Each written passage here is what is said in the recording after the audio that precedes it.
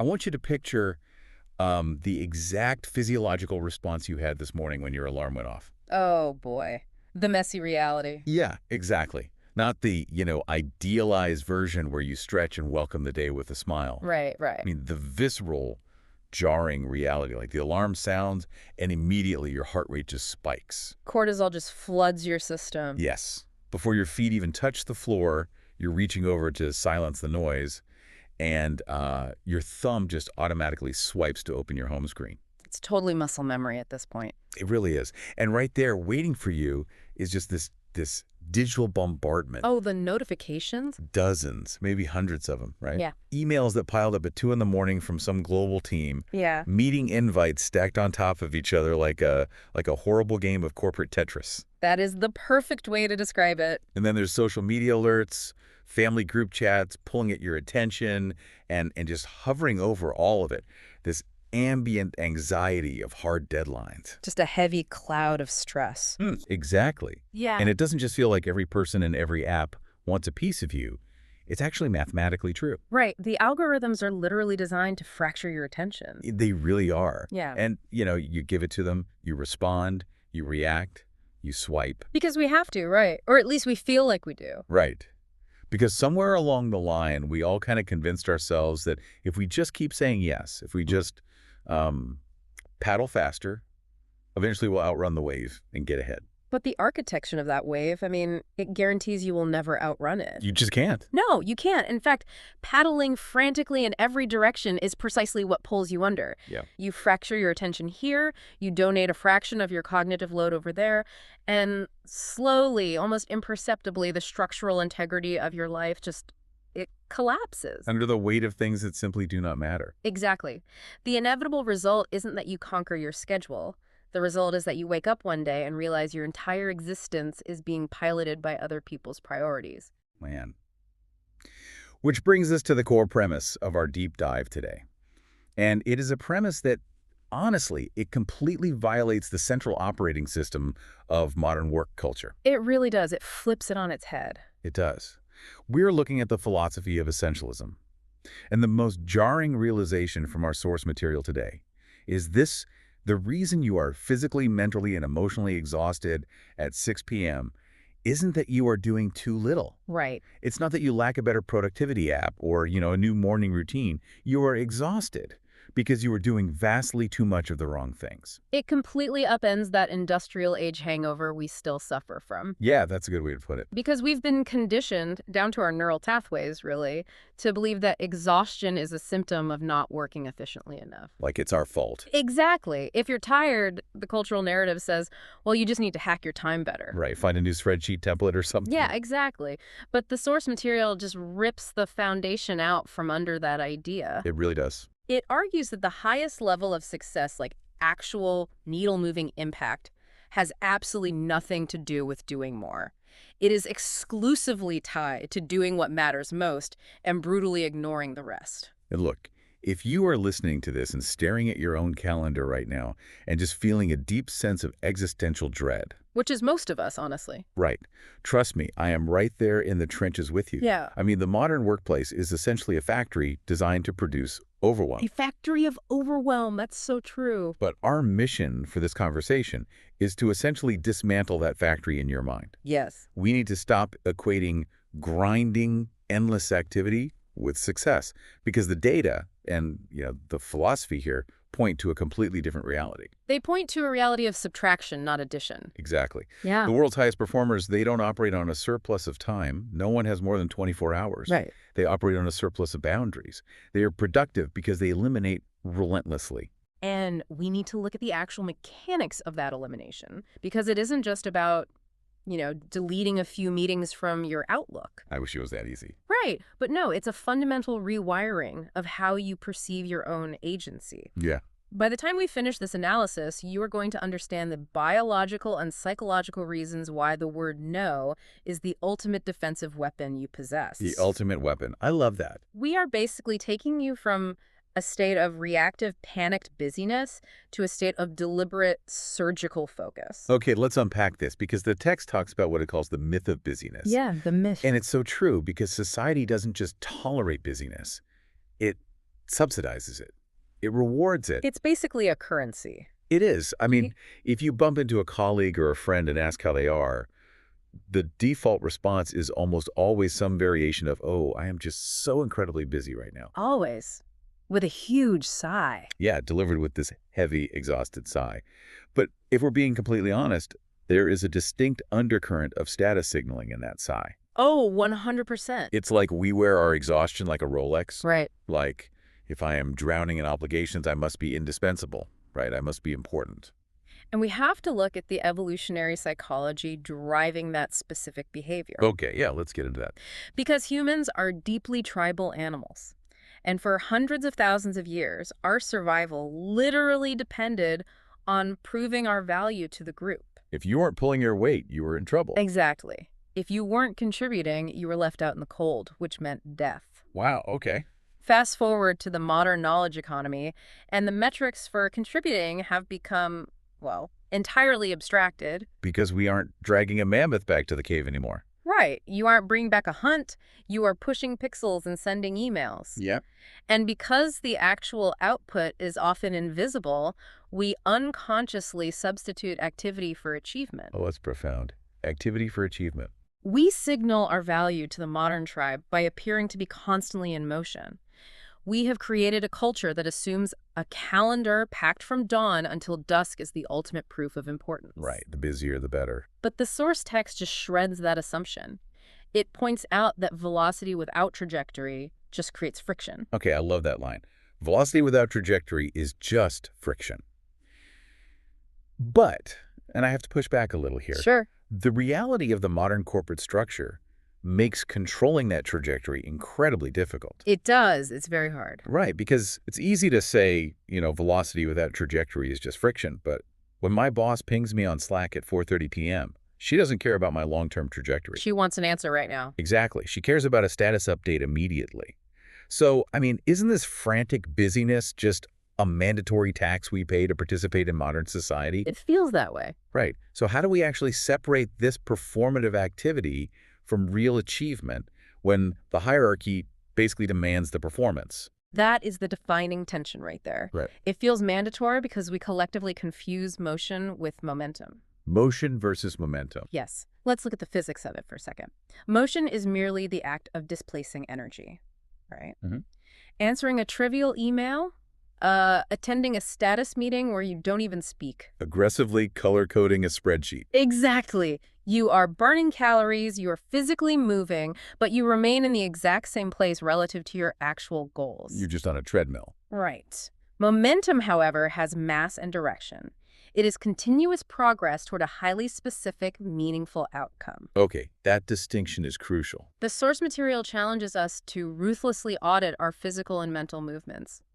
Like, when you are sprinting from a Zoom call to a project review, are you actually generating momentum? Or are you just spinning your wheels to self-medicate your anxiety about appearing useful? Man, that is a harsh reality check. It's uncomfortable to ask yourself that. It is. Because we do use motion to self-medicate. It gives us this cheap dopamine hit. Like checking off a tiny, completely irrelevant task on a to-do list feels really good for about 3 seconds. Exactly. It is a localized dopamine loop, and it completely distracts you from the macro failure of your day. Wow. Society equates a full schedule with high demand. But objectively, if we strip away the ego for a minute, a constantly full schedule is just a glaring symptom of a complete lack of boundaries. A lack of boundaries. Yeah.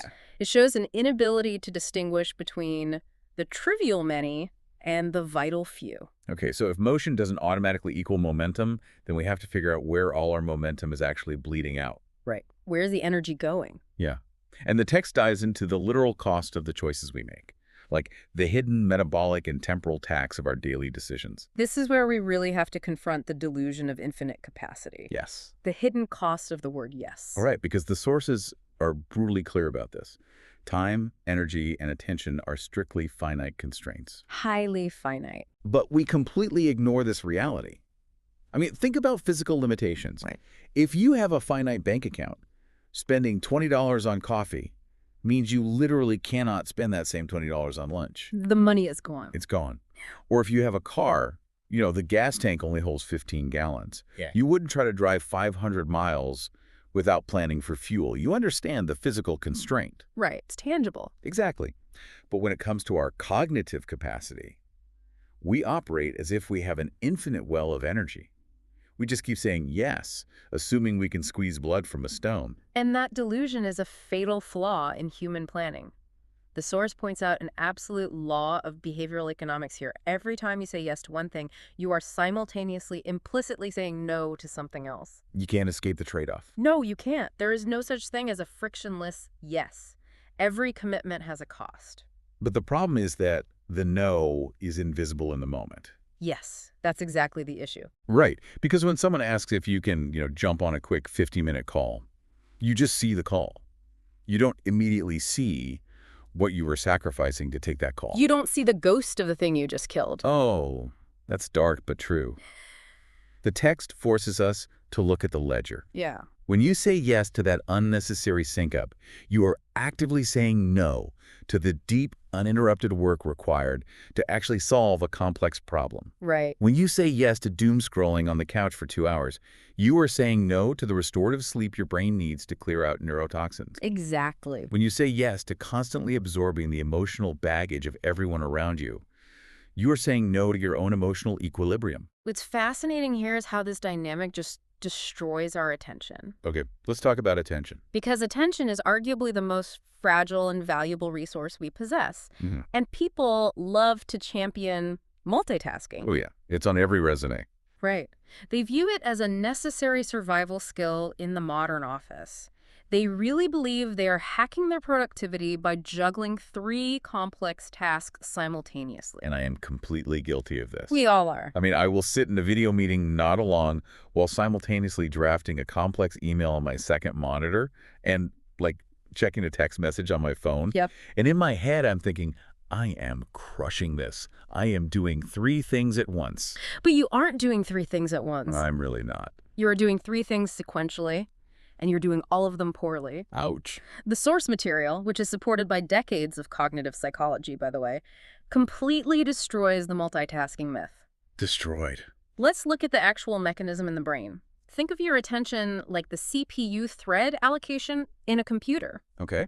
When you switch from drafting that email to listening to the meeting, your brain doesn't just seamlessly transition. It has to undergo what neuroscientists call a switch cost. A switch cost. Yes.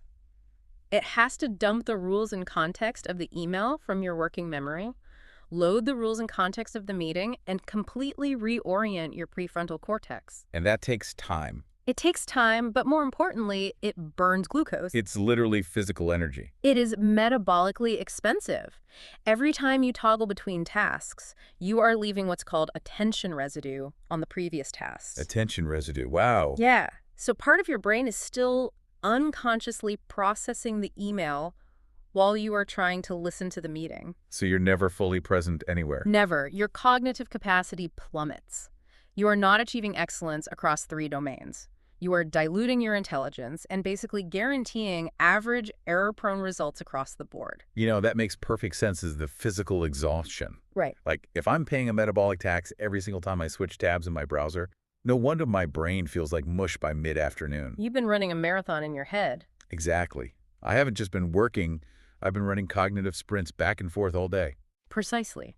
This is why single tasking, which is the act of bringing your full, unfragmented cognitive load to bear on one essential problem, is the only way to produce exceptional outcomes. It's the only way. Divided attention gives you the illusion of productivity. Focused attention actually generates value. There's an analogy in the source that I love about this. The sunlight one. Yes. Because here's where it gets really interesting. Think about sunlight. Yeah. Sunlight spread across the ground just, makes it warm. Right. It's nice, but it doesn't do much. Exactly. But if you take that exact same amount of sunlight and focus it through a magnifying glass, it can start a fire. It's the exact same energy, just directed differently. Exactly. And that requires a massive paradigm shift in how we approach our daily planning. It really does. We can't wake up and look at our calendar and ask the default question, which is usually, what can I possibly fit into my day? If you ask, what can I fit in, your brain will treat your schedule like a storage unit. You will just keep cramming it full of cheap, low-value obligations until the doors burst open. The structural load-bearing capacity of your day will just fail. So the new question, the essentialist question, has to be, what deserves to be in my day? What deserves it? I love the idea of treating your time like an ultra-exclusive club, and you have to act as the bouncer. You have to be ruthless at the door. Right. The velvet rope stays closed unless something is undeniably vital. But, recognizing that you need to be the bouncer and actually keeping people out of the club are two very different things. So true. It's easier said than done. If focus is the ultimate asset and our cognitive fuel is highly finite, we have to examine the actual mechanisms of elimination. Okay, how do we actually do this? Right, and the source text draws a brilliant, sharp distinction here between organizing our lives and eliminating the clutter within them. This is a trap that I see high performers fall into constantly. Oh, all the time. The text states, eliminate before you optimize. But our instinct, whenever we feel overwhelmed by the sheer volume of work, is to go out and buy a new planner or download a new project management software. We look for a new time-blocking hack. Exactly. We assume the work itself is mandatory, so we ask, how can I build a better system to handle all these tasks? We try to engineer our way out of bad decisions. Exactly. I know people who spend hours building these incredibly complex automated Notion templates to track projects that, quite frankly, don't actually matter to the bottom line. That is the definition of optimizing the non-essential. Right. You are basically building a highly efficient highway to a cliff. A highway to a cliff. Wow. The essentialist pauses before touching a single organizational tool and asks a much more dangerous question. Which is? Does this task, this project, or this meeting even need to exist at all? Questioning the premise itself. Exactly. Before you spend an ounce of your finite cognitive energy improving a workflow, you must verify if that workflow has any inherent value. You do not want to organize unnecessary work. You want to incinerate it. Okay, I see the logic. Mm-hmm. And I want to introduce some real-world friction here, because Let's do. it is incredibly easy to say no to obviously terrible requests. Right. If it's clearly a waste of time. Yeah, if someone asks me to do something that is clearly detrimental to my goals, I can say no. The velvet rope stays closed. Sure. But what if the opportunity knocking at the door is genuinely good? Like, what if it's a good networking event or a really cool side project or a good opportunity to mentor someone? How do we navigate the gray area between what is just good and what is truly essential? That gray area is where most high achievers drown. Really? Yes, the text is unambiguous about this. The enemy of the essential isn't the bad. The enemy of the essential is the good. The enemy of the essential is the good. Because good opportunities are abundant, but essential ones are incredibly rare. Right. Successful people don't chase every single good opportunity that crosses their desk because they understand the economic principle of opportunity cost. They know they can't afford it. Exactly. If you fill your calendar with good commitments, you will have zero capacity left when the one rare essential opportunity finally arrives. You essentially bankrupt yourself on decent investments, leaving nothing for the generational one. Precisely. And saying no to those good things triggers a massive psychological response. Oh, it really does. The source material spends significant time dissecting the emotional turbulence of saying no. It isn't a scheduling problem. It is a profound emotional challenge. Because saying no makes us feel physically unsafe. It does. I mean, when you are sitting across from a colleague who needs a favor or, a boss who is handing you a new initiative, the word no feels like pulling the pin on a social grenade. You can feel your stomach drop. Yes. We desperately fear disappointing people. We want to be perceived as helpful, collaborative, easy to work with. A team player. Right. We also suffer from intense FOMO. Like, what if this good project is actually the stepping stone to a promotion? What if declining this invitation leaves me out of the loop? Let's look at the biology of that fear for a second. Okay. When you consider saying no to someone in a position of authority, or even just a peer, your amygdala, which is the threat detection center of your brain, it often lights up in the exact same way it would if you were facing physical danger. Like a tiger is in the room. Exactly. Evolutionarily, social rejection meant exile from the tribe, which meant death. Wow.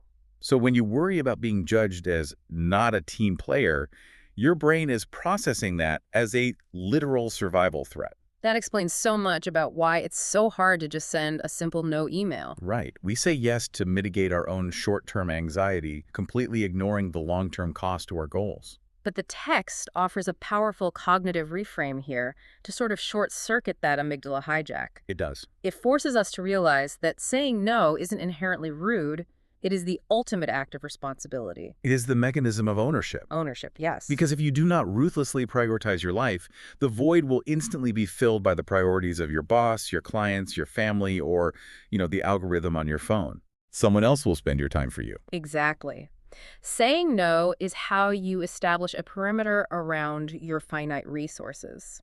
You aren't rejecting the person. You are protecting the deeper values that you have chosen to serve.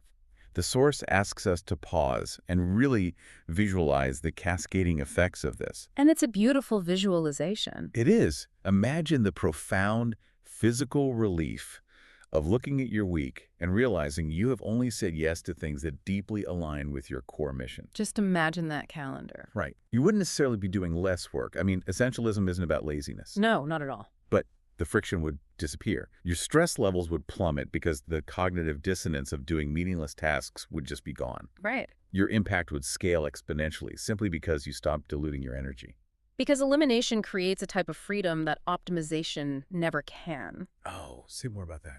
Well, think about a tree. When you prune a tree, cutting away the dead or merely good branches, the root system redirects all its nutrients to the remaining branches. And that allows them to bear significantly more fruit. That makes total sense. When you clear out the clutter in your life, you are redirecting your cognitive nutrients. You make room in your mind to actually think. Which provides just a seamless bridge into our next critical phase here. Right. Because, okay, we know we need to cut the noise. Yeah. We understand the biological imperative to say no, even to good things. We have the theory. Right. But playing the bouncer at the door of your life every single day, constantly overriding your amygdala's desire to people-pleaser, that requires an absurd amount of mental stamina. It is exhausting. It really is. Yeah. So where do we find the energy to constantly enforce these boundaries? Well, we have to completely audit how we treat our foundational resources. And it begins with a stark reality check about time itself. Okay. The text points out a universal asymmetry here. Time is the only resource in human existence that is strictly non-renewable. And, we hear that all the time. It's a cliche. But the source frames it in a way that actually made me stop and put the text down. Because it forces a direct comparison. Right. Think about every other resource you manage. Money is cyclical, right? You can lose your entire net worth, declare bankruptcy, and theoretically earn it all back over the next decade. It happens all the time. Energy is renewable. You can push yourself to the point of absolute physical exhaustion, sleep for 3 days, and your cellular energy will replenish. Right. Even opportunities have a return rate. If you blow a job interview today, a similar or better role might open up next year. You get another shot. Exactly. But time defies all of this. Once a single second passes, the universe dictates that it is gone permanently. And because time is the ultimate hard constraint, protecting our ability to use it intelligently means we have to vigorously protect our mental energy. Yes. The text zeroes in on the phenomenon of decision fatigue, which is basically the silent killer of essentialist intentions. Oh, absolutely. I think everyone listening has experienced this. It's that paralytic feeling at 7 p.m. when you open the fridge, look at the ingredients, and the idea of deciding between making chicken or pasta feels like you are being asked to translate ancient Greek. It's physically painful. Yes, your brain just flatlines. That flatline is a biological reality. Decision fatigue is heavily documented in cognitive science. Yeah, the text mentions that study. This raises an important question about how we view choices. Let's look at that famous Israeli parole board study because it perfectly illustrates the danger here. I love this study. It's so revealing. It really is. Researchers analyzed over 1,000 rulings made by judges who had to decide whether to grant parole to prisoners. Okay. Now, you would think these massive, life-altering decisions would be based entirely on the facts of the case, right? You'd certainly hope so. I mean, it's the justice system. Right. But the data showed something terrifying. The single biggest determining factor in whether a prisoner was granted parole wasn't their crime, their background, or their behavior in prison. Wow. What was it? It was the time of day their case was heard. Just the time of day. First thing in the morning, judges granted parole about 65% of the time. Okay.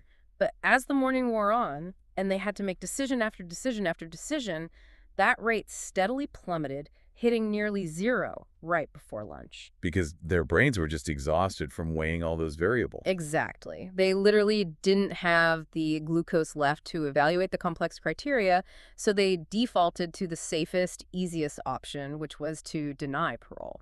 Just say no, keep them in prison, it's safer. Right. But after the judges took a break and ate lunch, replenishing their glucose and resting their minds, the approval rate immediately spiked back up to 65%. That is wild. The mechanism here is clear. Making choices depletes the prefrontal cortex. It doesn't matter if you are deciding the fate of a prisoner or deciding what color shirt to wear to the office. It's all pulling from the same tank. Every choice, big or small, draws from the exact same finite reservoir of cognitive energy. So by the time you get to the afternoon and you need to make a strategic decision about your career, or, you need the emotional bandwidth to have a patient conversation with your spouse, your tank is completely dry. It's empty. You default to the easiest, safest option, which is usually just zoning out in front of the TV. This is exactly why the source emphasizes that high-level essentialists actively, aggressively simplify their micro-choices. They eliminate the small stuff. Yes.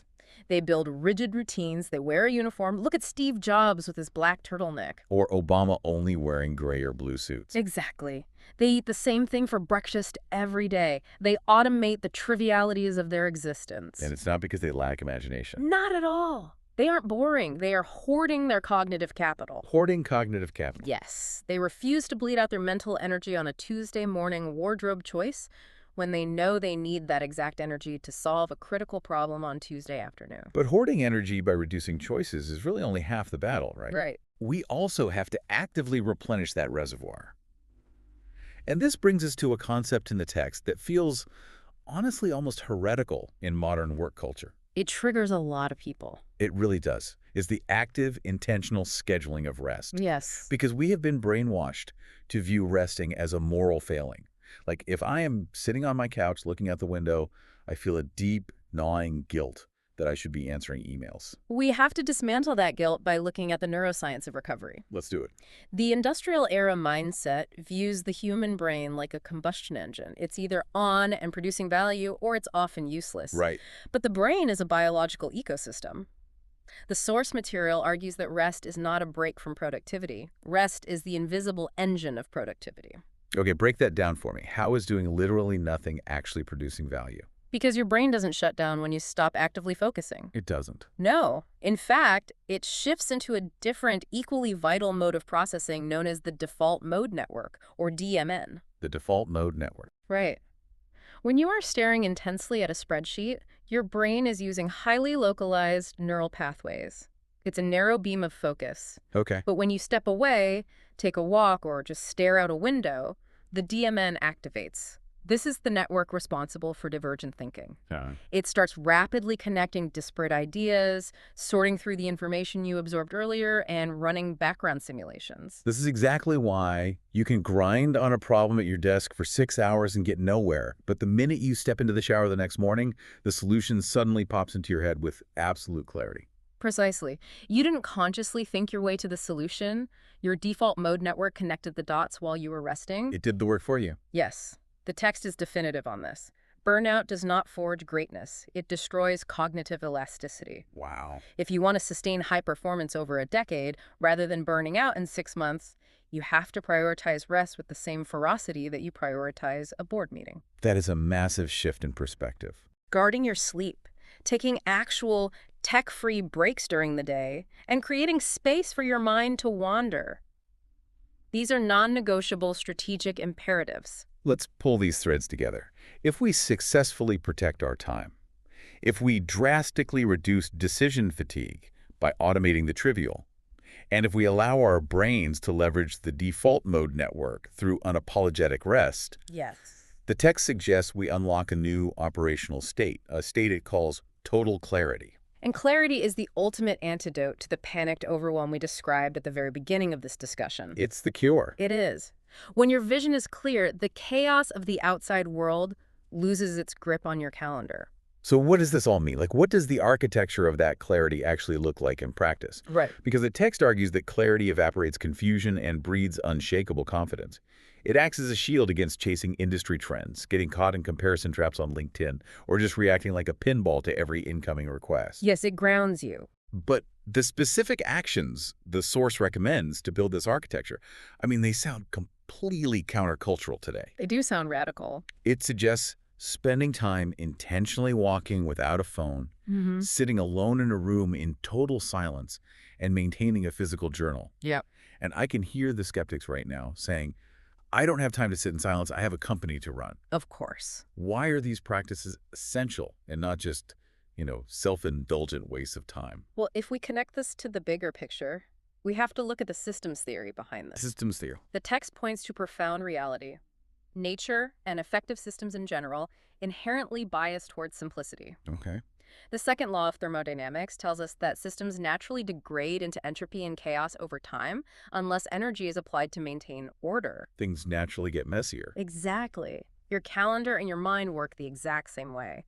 Without deliberate intervention, your life will naturally accumulate complexity, commitments, and noise. We constantly add, but we rarely subtract. Exactly.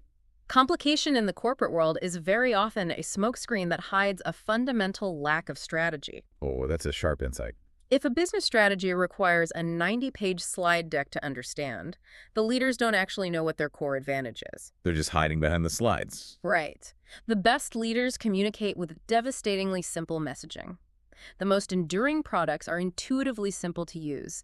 Simplicity is not the absence of thought.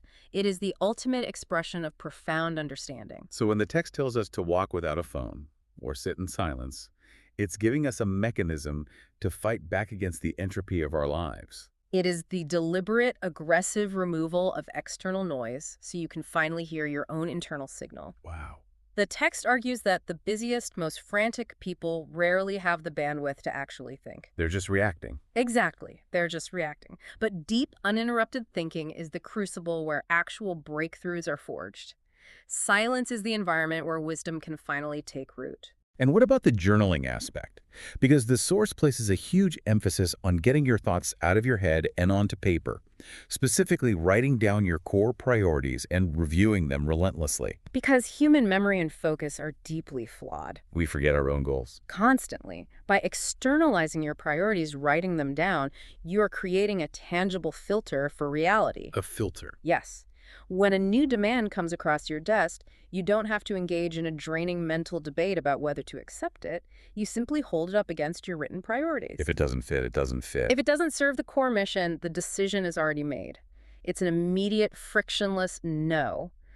You transition from being a victim of circumstance to the active architect of your environment. As the text beautifully frames it, every intentional choice becomes another brick in the life you are building. You are chiseling away the marble until only the essential sculpture remains. It's a great metaphor. However, understanding the physics of this architecture and recognizing the biological necessity of simplicity is honestly the easy part. Right. It makes sense on paper. It's a compelling intellectual actually executing this philosophy in the real world, enforcing these rigid boundaries against the immense continuous pressure of colleagues, family, and society that requires something far more difficult than intelligence. It requires immense courage. Yes. Which brings us to the final and undoubtedly the most difficult section of the source material, the courage to live differently. This is where the rubber meets the road. Because if we strip away the theory and look at the reality, there is massive social friction that comes with adopting an essentialist mindset. Oh, massive friction. If you are the person who suddenly stops replying to emails at 8 p.m., if you decline the networking event that everyone else is attending, if you explicitly tell your boss that you won't take on a new project because it compromises your current focus. People are going to react. They are. And they are not going to applaud your boundaries. They will almost certainly resent them, especially in the short term. Yeah. The text doesn't sugarcoat this reality. The hardest part of this entire philosophy isn't the internal work of figuring out what matters. The true test is having the fortitude to actively, visibly ignore what doesn't matter while people are watching you do it. It requires the bravery to let people completely misunderstand your motives. Exactly. You might be labeled as aloof or difficult or not a team player. simply because you refuse to participate in the performative busyness that everyone else uses to bond. And that is terrifying for anyone who relies on social cohesion. It is terrifying. Or, But the source material offers a profound counter-narrative to steady your resolve here. it does. It demands that you recognize a fundamental truth. Your responsibility in this life is not to impress everyone you meet. Right. Your responsibility is not to maintain the comfort of every acquaintance by bending to their expectations. Your ultimate responsibility is to live an intentional life. That is a direct strike against the people-pleasing algorithms most of us run on. It has to be. The secret to building an extraordinary life, leaving a legacy of actual substance, is not found in doing a million things adequately. No. It is found in having the sheer audacity to refuse to waste your finite cellular energy on things that do not deserve it. The text argues that greatness is a product of choosing less, but choosing infinitely better. Which forces a radical perspective shift. The text asks us to zoom out to the very end of our lives. The ultimate zoom out. When you project yourself into the future, sitting in your twilight years, looking back at the sum total of your existence, what will actually remain? That's the question. You are not going to remember the thousands of emails you triaged. Yeah. You aren't going to look back fondly on the weekly status meetings or the Slack notifications that hijacked your dinner or, the trending topics you kept up with just to have something to say at the water cooler. All of that noise will just evaporate. What will endure are the deep, complex relationships you actually carved out time to nurture. The rare, meaningful work that you poured your undivided soul into. You will remember the terrifying risks you had the space to take and the dreams you pursued because you had the courage to clear the brush out of your path. It perfectly circles back to the paradox we opened with. We physically and emotionally bankrupt ourselves by doing too much of the wrong things, while the right things, the truly essential things, quietly starve for our attention. Exactly. The challenge, however, is not to listen to this analysis and attempt to overhaul your entire personality and schedule by tomorrow morning. Please don't do that. The source material explicitly warns against that impulse, because an overnight overhaul is just another frantic expression of busyness. It is an unsustainable shock to your system. Exactly. We want to synthesize all this theory into one highly specific, actionable challenge drawn straight from the text. Keep it simple. This week, we want you to choose just one thing to eliminate. Just one. That is the entire assignment. Find one unnecessary recurring meeting and politely decline it. Or delete one social media app off your phone that drains your dopamine. Yes. Or identify one attention-stealing habit, like checking your inbox before you've even had a glass of water in the morning, and stop doing it. Pick one single thing, surgically remove it from your life, and protect the space it leaves behind. The psychological momentum generated by that single act of elimination will prove the validity of everything we've discussed. It absolutely will. It is the crucial first step in transitioning from a life lived by default to a life built by design. As we close out this deep dive, I want to leave you with one final provocative thought experiment, building on the source's theme of looking back at your life. This is a powerful one. Tonight, when the house is quiet, open up your calendar from just this past week. Look objectively at all the meetings, the frantic tasks, the obligations that you stressed over, the things you convinced yourself were absolutely vital to your survival. Take a really honest look. Now, run this simulation. Imagine if you suddenly found out, definitively, that this past week was the final week of your life. Look back at those calendar blocks. How many of those vital tasks instantly become completely, laughably meaningless? Most of them. How much of your finite existence did you trade for absolute nonsense? It's sobering. Let the weight of that realization dictate exactly what you choose to say yes to tomorrow. It is a profoundly sobering exercise, but it is the fastest route to clarity. It truly is. Remember, your ultimate advantage in a world designed to constantly distract you isn't finding a new hack to manufacture more time. It is having the raw courage to relentlessly protect the time you do have and spend it exclusively on what truly matters. We'll catch you on the next deep dive.